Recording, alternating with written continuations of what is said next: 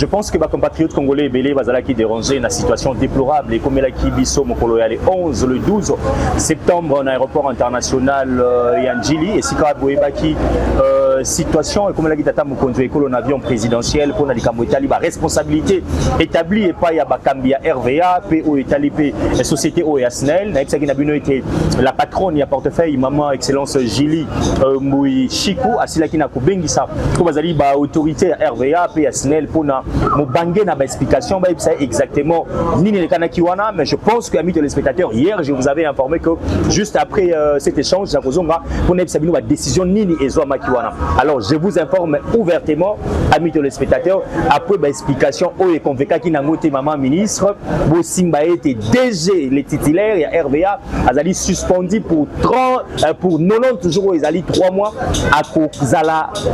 na droit les sous mon côté à agir le directeur général et entreprise mana pe sengeli ba dossier fungama un peu partout ba e bana kopé sabango exactement ba explication claire na situation o esalema kiwana ami téléspectateurs. Je pense que Mouta azali ko jouer intérim ezali DGA ya RVA azali ko jouer intérim wana bravo na maman Jili Mbui Chikou tant on essaie que je connais cette dame ninga sa la ramosala na e azali mwasi menakata mibali na double promo ebele ba benga ki yango jalelo ba sanction ngwana e bandi e ba o bazali ko jouer intérim bozana kata limemi na bino. Question Italie accompagnement amis téléspectateurs, il y a regroupement politique AAAP Boébé te ministre na biso ya mine Lula Tunkabamba azala ki bongo na mission officielle il y a liboso depuis que le gouvernement est mis na province ya Lualaba et si ko apakenda ki ko palper du doigt na situation réelle il y a ba entreprise o ezali kuna na secteur ya mine le lenge kani ba travaillaka lobby ezala ki change na e na ba artisanal nyonso ba trésor nyonso artisanal ndenge ba sala musala et puis a palpa ki réalité mana pe asila ki na kozonga awa na kati ya République démocratique du Congo mais azalaki bongo et mon côté azalaki accompagné bongo na mobangi na fédération bureau de fédération mobimba il y a Lualaba où il y a parti politique ADESCO et quand même bongo na mwana ya Congo Stéphane Kaonzi wazali bongo le président fédéral il y a parti politique ADESCO parti cher il y a son excellence Tony Kankushiku le représentant il y a Tata Mokonzi wa Ekolo au Katanga pour finir amis téléspectateurs ezali pesiko na comité nango ya Sika ezali na président fédéral nango ya Sika bouti komona honorable Michel Wazali Bongo Moko ya président élu sous la bénédiction sous le patronage il y a Moko le représentant Tony Kankushiko ADESCO azako continue à couper sa confiance na ba jeune na ba fédération ya ba province nazali ngai moko te nazali na directeur ya communication et mobilisation ya Konadesi o ayekota la biso moko lo lelo pourquoi na bengisi na parce que na ebisa bino te ngana linga rimerté na linga information vraie j'aurais appris amis téléspectateurs que les DG il y a deuxième, je cite Roland Kachantal, à couper sa meeting dans la basse l'union sur il y a deuxième, Banyoko la Konadesi. Est-ce que cela est vrai? Ça a bien été, tu ressens là bas effort, on a ça qui déjà bas effort, on est en contact, n'a pas cambi. Il y a deuxième pour la situation, il y a bas contrôle, il y a bas déploiement, il y a bas gens sur la Konadesi. Est-ce que deuxième a bloqué Bango? Est-ce que deuxième a reçu Bango mal à l'aise? Est-ce que deuxième a repris sa Bango Basala Moussala? Donc il y a parti à Konadesi et je vais faire cet effort. Ils allaient me lancer pour les DG Roland Chatal autre comme incessamment pour que tu eba comment est-ce que bakosa la sur terrain na Konadesi est-ce que Konadesi avec kota na mosala ya deuxième est-ce que Konadesi avec cha deuxième pandi likolo to ezali makelele ya balabala je serai plaisir samedi allez en direct na Kinshasa ya kozala na mwana Congo Joseph Kaembe au doazi sous mutakola sana binote mbote na mwana Congo. Merci beaucoup DG na pesio pena matondo pour na invitation où tu copé sangai na pespe merci. Ok, merci na ba téléspectateurs il y a Masolo ya Congo et za télévision et aussi parmi télévision ezali kolanda makasi na kati na mboka ekolo ya Congo na Kinshasa pe partout ailleurs et na sepeli makasi pona considération oyo ezali nango kopesa biso pona kopesa biso soit kopesa biso invitation ya koya ko répondre chaque fois qu'il y a une actualité, chaque fois qu'il y a l'information établie la Commission nationale du désarmement sécurité internationale aux Angaraté, Kobenga Biso pour topé sa vérité, topé sa paix. Vérité pour l'élé et pas na Congo. Très bien. Alors exactement, Yebisa Biso qu'on a désir azo évoluer n'engeni na bina bengi soa parce que toyoka ki moi nungu to éviter ces alliés information vrai, il y a les cambo étali déploiement na bino bobandi ko sala bo lancer na Kinshasa, mais il y a na babisika o na za ko tanga na yoki yango je ne confirme pas bino ko bisa so ke ali solo ke basali ba gens ya DGM ba ko compliquer bino na déploiement na bino na ba site na kati ya Kinshasa o ça mosala te. D'abord, est-ce que cette information elle est vraie que les DG à DGM Roland Kachantal que je cite a ko compliquer bino ba agent ya qu'on a des bosala mosala sur le terrain. Merci beaucoup DG Moïse Mbouyi nazo bandela lisusu na débit on a l'accès que d'abord nazali ko dédouaner DG il y a des jeunes. Très bien. Oyo nazali kopé sambote eza parmi ba congolais oyo bazana éducation ya malamu ya kosala mosala. Très bien. Mais oyebi na kati ya masolo na kati ya makamino tozali kosala na kati ya mboka na biso eza neti Mbouyi Moïse DG ya masolo ya Congo azali kopesa orientation pour tosala. Mais eza pe na batu mususu ba cameraman mususu to batu mususu bazana na équipe na ye oyo balingaka ko respecter ma nini vision de communauté ya ndeko Mbouyi po baselela yango te yango nazali ko dédouaner DG parce que na yebi ke ayebi importance ya musala tozali kosala en tant que Konadesi ayebi makambo tozali kosala mona mboka d'emblée il faut na kota na expliquer yo allez-y lelo na kati na mboka Kinshasa to na ville ya Kinshasa yeba ke na yebi ke mwana mboka baoyo bazali na technique ba balancer biso vidéo wana omo na ndenge le général Placide Prosper Katumba Imbulungu oyo azali secrétaire permanent ya commission nationale du désarmement secrétaire international et lutte contre terrorisme azali kosala mosala na terrain oyokaki nga lokola yo mayenyo se salami na kati na mboka Kinshasa ebele ba misusu balinga ba attaquer mboka na biso ba misusu basali makambo ebele mokonzi ya mboka tango azali kopesa ndingisa azali kopesa pouvoir na général Katumba en tant que secrétaire permanent ya Konadesi pour être asala musala oyo sur terrain ezali pambate ayebi pona nini apesi autorisation ya kosala na kati na ville ya Kinshasa mobimba kotia ba antenne pour que toyeba kozala et puis ko comprendre pona nini nani akoki kozala na munduki nani akozali na nani akoki kozala na munduki. Okay. Alors, qu'est-ce qui se passe? Comprendre que le président de la République n'est pas notre ami. Le président de la République est libre de tirer les informations partout où il veut. Soit service à présidence que pour Olanda information, Landaka, moi Namboka, Moïse Mbouyi. Non, non, Joseph Kaïmbe. Très bien. Nalandaka Théodore Lumut, nalandaka Apollinaire, naba oyo so ba journaliste amine. Yango na lingi kolobani. Musala oyo général Katumba ezali ko sala na kati na ville ya Kinshasa mobimba pour désarmer tous ceux qui ont illégalement qui détiennent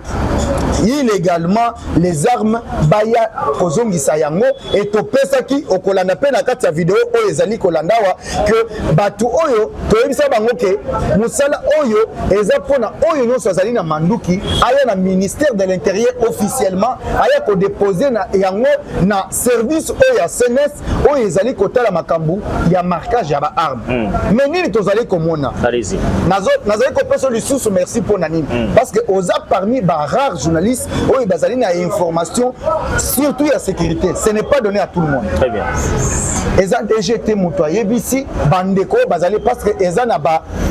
point nyonso te eza na ba point chaud nyonso Kinshasa te mais eza na quelques brebis galeuses ndenge babengaka bango oyo bazali kotelemela musala bazali koyebisa ba ndeko ya Konadesi que non bino bazali na droit ya kozala awa te il faut bokota na ordre opérationnel mais nazali koloba liboso ya caméra na yo. Très bien. Le chef de l'État qui a donné la mission na général Katumba na Konadesi peut être à désarmer, peut être à installer ba antenne pour la sécurité de la ville de Kinshasa aza moninga na yote yo ozali agent ya DGM sala musala tikala kaka na ba principe na yo komisa la cible ya Konadesi te parce que Konadesi azali kosala musala selon les instructions du chef de l'État selon les vous pensez qu'aujourd'hui mwana mboka Moïse Mbouyi musala oyo général Katumba azali kosala na Konadesi na Kinshasa président de la République ayebi yango te mais batebele baza ko critiquer musala yango oyo ezali na ba résultat te ezali ko bimisaka mosolo ya trésor bilan na bino toye bakate résultat palpable na population to désarmaki bato total na bilil to mona kate vous avez ka Konadesi batebele balobi boko bimisaka mosolo ya l'état bilan na bino ezali largement négative oyo ba preuve ne congolais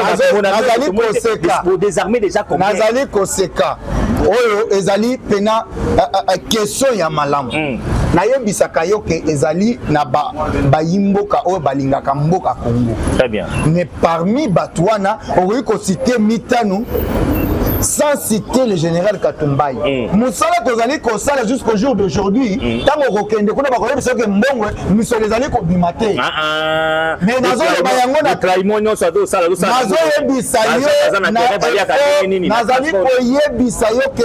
ezali na kati azali kosala mpona kosoutenir gouvernement ya République démocratique du Congo na président de la République sans pour autant exiger même un rond tozali kozela mbongo ou soit les frais de fonctionnement, frais de recherche, na ba frais nyonso ya Konadesi ebima na ndena normal. Aucun rond n'a été déboursé ni par l'État congolais. Ni par le gouvernement. L'État zomona nanu mosala kozali kosala pété yango baza kotika na ba moyen soki l'État banda komona yango te. Okanisi pena ke ba mission très sensible ya boye bazali kopesa lisusu na Konadesi na singa leka epa na yo na Lexayo bilini na kati na mboka Congo mobimba na ba province nyonso tozali ko installer tozali ko sala tozali ko pesa ba rapport tozali ko désarmer tozali ko tinda bat mwana mboka oyebi président de la République bien avant kutoza la président de la République ya République démocratique du Congo mais oyebi logique na ye vous pensez vraiment qu'il peut faire confiance à une structure qui ne travaille pas? Ce n'est pas mauvais de faire confiance voilà. Mais c'est quoi les résultats? Les résultats mais tozali ko sala yango na yebisi yo sala depuis que nazali confiance à chef de l'État l'union assez apesi yango apesi le résultat Kinshasa insécurité Jacques Chabani azo bundaye tout le monde a commissaire à ville pour faire Kinshasa ako bundaye on a déjà ko sala nini ko désarmer banani bolakisi na bilili wapi na commune nini omoni eloko mususu mwana mboka Moïse Mbouyi sécurité makambo ya sécurité il ne fallait pas tout ça là pour te battre ba mona biso très bien tozana ba mission mususu oyo ezali mission secrète toki koya awa to banda ko lakisa po bato bayeba lobi bayeba ndengini ya ko contrecarrer biso te tozali na partie sensibilisation na partie ya communication ne ememaka ngai na répondre na question mais nous sommes un service de sécurité comme d'autres services de sécurité en réalité il y a de certaines choses que je ne peux pas dire ici mais un travail de titan est en train d'être fait par la Konadesi à travers son secrétaire permanent le général Placide Prosper Katumbayi yango ezali kosala ke lelo na yebisaki yo malheureux eleki que mokonzi ya mboka soki akomi na niveau ti akopesa biso autorisation ya kotia ba agent ya Konadesi na ambassade nyonso ya République démocratique du Congo eza pona blague te eza pona résultat sur le plan sécuritaire asi ya mon net biloko ozali kosenga nga aw na koki koloba yango na caméra na yo te eza makambo sécuritaire il faut na bomba yango pona mokonzi ya mboka pona bakonzi surtout ba bazali kosala na sécurité mais ici il faut dénoncer na yebi micro na yo na yebi caméra na yo que kokota pe na ndako ya DG ya DGM oyo nazali kopesa mbote pona musala malamu azali kosala yango koloba ke frontière ezali exclusivité ezali monopole ya DGM te le président de la République peut envoyer s'il vous plaît si quand vous tapez la cahier des charges ya bateau déjà baye yango musala na bango na ba attribution bino pe baye ba pesi bino charge ozali ya bino soki ba recadrer ba agent na bino boko déployer ezali pe lisumonte ko recadrer bango olobi bien Très bien. Ko recadrer les ko batete, ko travailler na bato bazali ko kota, bazali na en ordre té. Soit disant comme ko solana bango zo ça bango que non et bon zelana non bajan ya kona desi ba kende ya ngonga nazali ko ça vérifier ces informations. On va faire le tour, il y a site ou bisika déjà mazali to mekape ko zapper deuxième son de cloche. Ya ngona nazali ko yebisa yo. Bref, la vérité ici c'est que tozali ko louer musala oyo déjà zali ko sala. Déjà tikala ko yebisa agent sur terrain attelle mais la service mususu parce que il fallait que je le dise aussi. Qu'on a désigné na ba poste on a bazali déployer ça déployer définitivement T. C'est pour une période. Très bien. Comme la mission de la Conadesi et à général Katouma ezali ko sala na ba frontière non servi ya Kinshasa et ezali na période par rapport ya makambo elekaki na kati na mboka na biso. Oyokaki ebele banguna babanda ko sepela comment bakoki ko kweyisa pouvoir. Alors, il faut qu'il y ait des gens capables d'apporter quelque chose. Yangonde et Saliki, le général Katouma avec la Conadesi, qui a fait d'abord, il fallait les rappeler, il est limité d'où? Il vient de la présidence de la République. C'est là où il a travaillé pendant 5 ans. Et aujourd'hui, il est en détachement au ministère de l'Intérieur. Et ce n'est pas n'importe qui, quand même, c'est quelqu'un qui maîtrise, un ex-face qui maîtrise la sécurité. Et tout ce qu'il est en train de faire, il y a un résultat. Moi, Namboka, Moïse Mboui. Parce qu'il ne fallait pas que Batoba comprendre Mabé, Nini, qu'on a des allées comme ça. Parce que le résultat est allé, mais il y a des que tu connais capé, qu'on a collé ça, que tu lis, tu commis ça. Ma camouflage, c'est allé difficile. La insécurité, vous allez dénoncer na Kinshasa. Tu as tiré les bino ba drone. Et que tambola awa. Ba image, ba bino embouteillage, les kakawana, qu'on a des à la capacité. Il y a que Moïse Mbou. Ezali to utaki ko sala sortie officielle na hôtel de ville de Kinshasa to la tsabino ba matériel non soit ezama solote meza makambo oyo to yebi ke ezali ya solo yango monike donc benginga pona pesa vérité est que ce n'est pas le DG qui bloque mais c'est certains agents de la DGM qui pensent que ils ont le monopole le seul de faire non wana ezali ko sala musala ya munguna tango tozana papa moko to koki jamais ko contredire oyo tata zali koloba parce que tata zana posé ya ba source d'information ebele na ba service de sécurité to ko empêcher service songolo to pakala et ça la musala nango. Merci mwana Congo Joseph Kayembe. Je pense qu'amis téléspectateurs tozo kende moi moke na kosi sana masolo na biso mais je pense bolim sana tautologie na bandi été DG Roland Konchatal ayoki o ezali mbela ya mwana Congo Joseph Kayembe ezali DGT Roland Konchatal parce que même ngana ngai ko kamwa yango na zoki information na conditionnel pambate à la limoko ya bato bazali ko sala fierté à République jusqu'à la preuve du contraire depuis que Roland Konchatal ali na tête ya DGM to komo na siko mo salo ezali ko sala ma solo na ba frontière na biso sécurité banani ba ko kota banani ba ko bima pe kala ni bwana ko mona mutabimika bwa surtout ki lelo komi moi difficile ami de téléspectateurs et likamo ya ko boto na ka ba passeport na ko asala le côté et existe à soutien na DGM grâce à Roland Konchatal on a vision naé pour accompagner le chef de l'État et monsieur le DG vous avez suivi comment est-ce que l'ami a déploré le comportement ya baja mususu sur quelques sites na Kinshasa awa et Sengelina le DG il y a population Roland Konchatal o meka un peu kobenga to pe obengisa équipe oyo to meka ko sala échange na to dénoncer ngene kwa lobia na quelques sites wana de façon que ozwa moi mayele ya kobengisa kuto ko interpeller bato bazali na ba site wana dérangé par bandeko ya Conadesi amis téléspectateurs ya moto kanga parenthèse oyo na ningo sona ba compatriotes congolais bazota la biso de partout dans le monde ni ne koki ko rassurer na ba kinois et kinoises par rapport à Moussala ya Conadesi est-ce que c'est ngina bango ba likia que à l'issue d'une année na chata moratoire pour yebisanga so ba pesi bino mosolo 3 mois allez belé aussi sa kuluna aussi sa embouteillage qu'est-ce que les kinois et kinoises peuvent retenir que ceux qui va pesi bino confiance monsieur accompagnement na moins d'une année beaucoup ko sala nini pona kisasa na biso d'abord. Merci beaucoup nazali kota la caméra oyo ezali en face na ngai. Très bien. Lisusu na peso merci parce que ozali moko ya ba congomani bazali ko sala fierté ya jeunesse mais aussi fierté ya Congo mobimba na o etali journalisme. Mwana mboka Moïse Mbouyi oyo na yebisa bakongomani eza boye. Commission nationale du désarmement, sécurité internationale et lutte contre le terrorisme, CONADESI, une structure qui travaille au ministère de l'Intérieur. C'est vrai, vous avez une mission, vous allez ça même en dehors, parce que le secrétaire permanent a allé ça musala malam. Naye kosala dialé luté, mais naye koyeba ba congolais, ba congomane ba yeba que désormais aussi to ça ba responsable nyonso pour te baye baké très bientôt tozali au sala lisusu pour to régler ba situation nyonso na ville ya Kinshasa, mais pour na oyetali insécurité ça fait un moment que banguna ya Congo babanda ko sepela babanda ko lobake non bango bakokwisa ba institution oyo ezali élu démocratiquement, installé démocratiquement, si je peux le dire comme ça, pour na baya kosepela.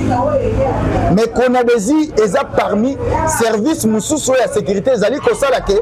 bakongomani va comprendre que tozali kosala musala avec beaucoup plus de rigueur. Pour na oya linyazala na munduki, tozana pays oyo babengaka yang tobengaka yango pays démocratique. Poza na munduki, foza na mikanda oyo okopesa yo makasi ya kozala ya kotambola na munduki na yo. Yango moni général Katumbai na commission nationale du désarmement, sécurité internationale, lutte contre le terrorisme CONADESI, tozali kosala musala pour être sensibiliser ba oyo nyonso ata ba paya ata ba oyo bazali na ba kinois bayeba ke CONADESI azali ko travailler na structure misusu na kati ya ministère intérieur pour être insécurité et si là pour être makambo nyonso ya mabe o ba bomaki mututel o basalaki boye ezalaki. Donc message oyo eza pona ba kongomani nyonso bazali kolanda biso bayeba ke CONADESI azali ko sala musala na ye et puis musala wana bozali komona yango à travers bilili mususu eza na partie secrète si je peux le dire. Oh ezali kosala que makambo nyonso ezali kosala ezali kaka ya kolekisa na bililité mais to le kaka na bilili pour te ko expliquer bino merci évolution ya makambo ezali kosalema na CONADESI. Toujours kabwana na yo na question d'actualité, Vital Kamerhe oyo azali bongo président de l'Assemblée nationale ciblé la pétition monene lobby azalaki bongo auditionné dans l'Assemblée nationale par une commission oyo chamaki wana chapeauté par l'honorable Peter Kazadi ou azali moko eli ya Moamba. Lecture nini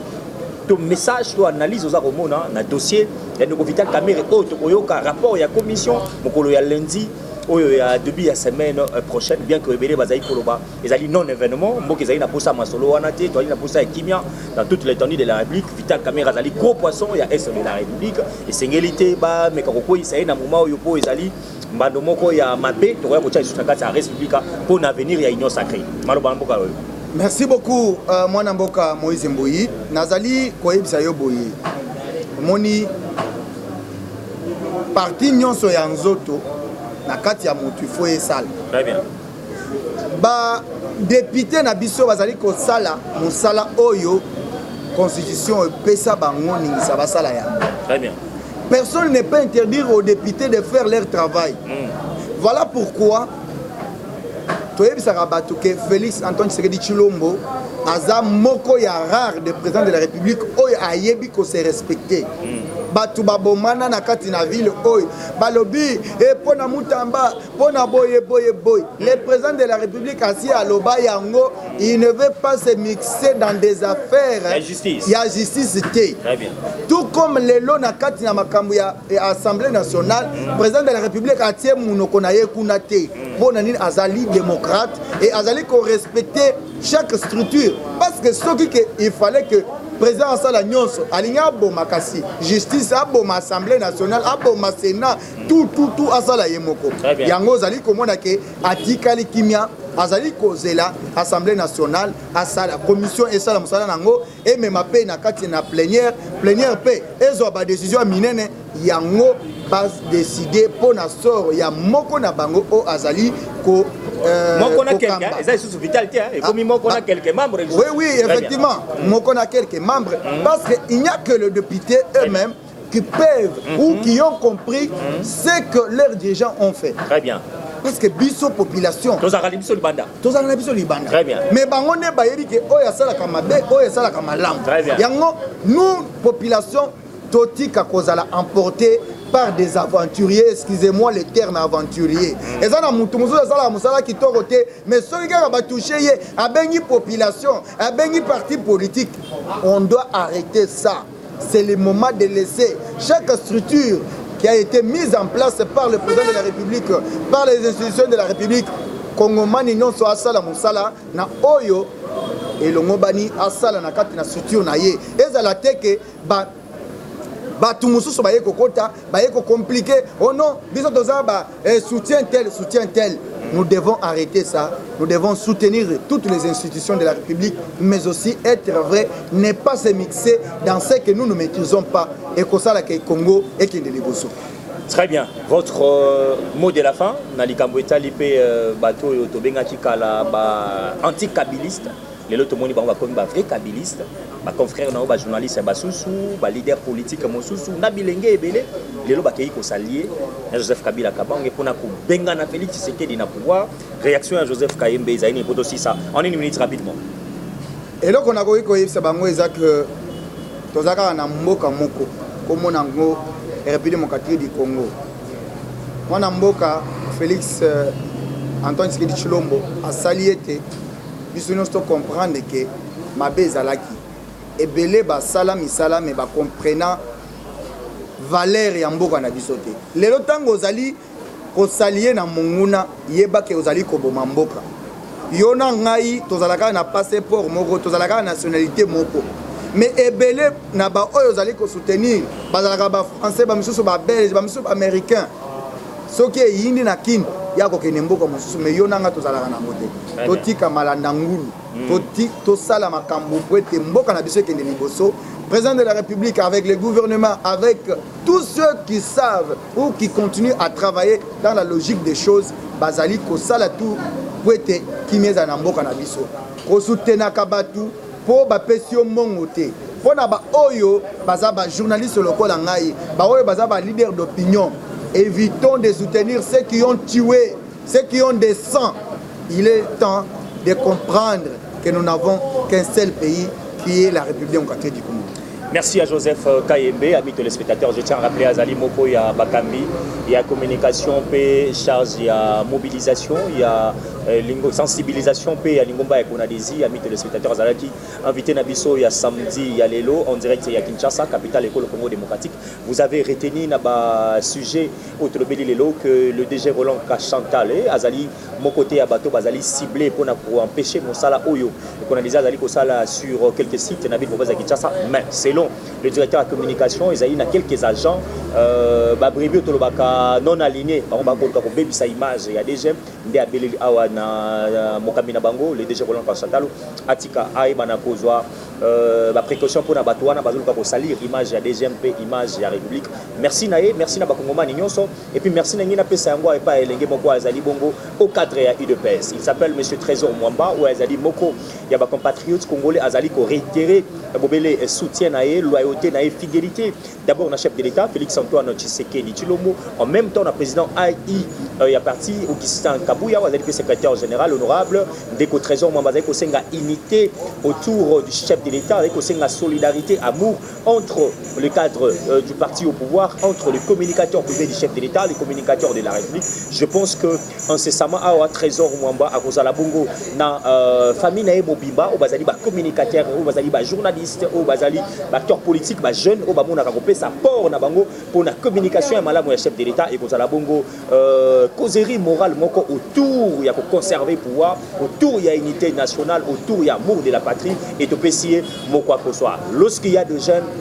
qui pensent que le chef de l'État doit être autour de l'unité, mais il y a une jeune qui m'a rambang na bakare minier, il y a une jeune qui salir l'image du chef de l'État na bakop yamabe. Merci à Trésor Mwamba, à Ali député, à Ali ministre, à Ali mandataire, mais Tozali Komo na misala ou Azali Kosala pour accompagner valablement la vision du chef de l'État, Otobengi, le peuple d'abord. Merci à Chris, merci à Nida. On se retrouve avec vous prochainement avec un nouveau numéro Yamasoga Congo Télévision. Abonnez-vous massivement. Au revoir.